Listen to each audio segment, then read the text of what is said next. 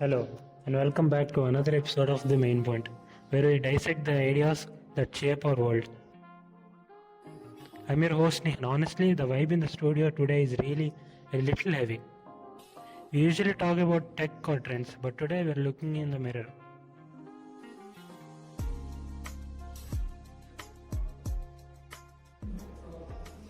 Hey everyone, welcome to The Main Point. Today we're talking about something I read that honestly kind of messed with my head. The topic is decolonization. Okay, so let's start with Akash. You say your points. Right. When I hear that, I just think of 1947. We got our freedom flag, end of story.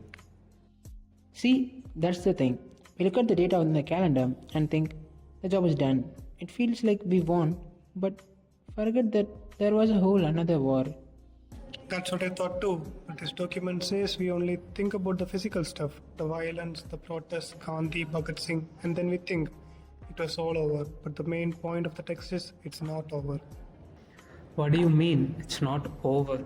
I don't see any British soldiers. We are free. But go think about the vibe of our cities. Don't you feel like there's still an invisible fog? Like we don't see the soldiers, but we are still marching to their drum? Because the document says there are two kinds of colonization. The first is political and economic control, which is gone. But the second kind is what's left, the cultural project of control. The mental part, like it's still running in the background. It's not just history anymore, it's psychology. Exactly. The text list is out. It says things like concept for the native, distortion of history, and distortion of knowledge system are all still here. Okay, distortion of history sounds vague. That just sounds like history. The winners write the books. How's that colonization now? Yeah, give us a real world example. Like what? The big one is education. The text asks us what we think of when we hear the ancient Indian education, and they pictured it, a guru under a tree. Yeah, what's wrong with that? A guru, Vedas, spirituality. That sounds right. That's what it was, wasn't it? That's the distorted picture the text mentions. Oh, you mean because of the huge list of contributions in the text, the medicine, math, astronomy, and metallurgy? Exactly. The text makes the point you can't have that much research without a massive thriving education system. We had huge universities like Nalanda. But hang on. You can't say the British didn't do any good. They brought in modern systems. They brought law, administration, railways, and education for everyone too. Not just gurus. This is the crazy part. The document flips that idea. It says research, including surveys by the British themselves, showed that 18th century Indian education system was more extensive and open than the Britons. Wait, what? More open? How? In Britain, the text says education was mostly for gentlemen and nobles, but in India, their surveys found a school in almost every village. A school in every village? Come on, that sounds like an exaggeration. That's what their own district collectors reported. It even says the British copied Indian teaching methods back in England because they were better. No way. So the beautiful tree of Indian education, as Gandhi called it, they didn't plan it. They cut it down. The text says literacy actually declined under the British. Okay, so that leads to the big question. Why? Why replace a system that was working so well? The text gives a famous quote from Macaulay in 1835.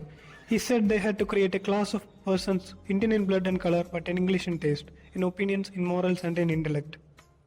English in taste, so cheap clerks, assistants, and accountants for them. So they weren't trying to educate us for our own good. They were just training staffs. The text says our vision of education was a path to liberation, but the vision was just means of control. We are still living in the system. We still have the idea that our culture is second class. So what's the main point of all this? What is decolonizing then? The text says its symbol. First, recognize the mental colonization is real. And second? Start being critical of all these notions we were taught and ask if they are actually true. So wait, if I automatically think a suit is professional but a kurta isn't, or if I judge someone for the accent, that's me being colonized? It's like just freeing your mind, being free of all the prejudice and just thinking for yourself. It's weird, man. It's like realizing we've been running software installed by someone else this whole time. Man, that's a lot. It's going to take a while to uninstall all that. We definitely have to talk about this more. For sure. But that's all the time that we have for the main point. Don't just listen to this and move on. Look around you today and ask yourself, is this really me or is this just what I was trained to be? A huge thanks to Naveen, Akash, Gautam and Jacob for breaking this down with me today. Stay curious, stay critical, and we'll catch you in the next one.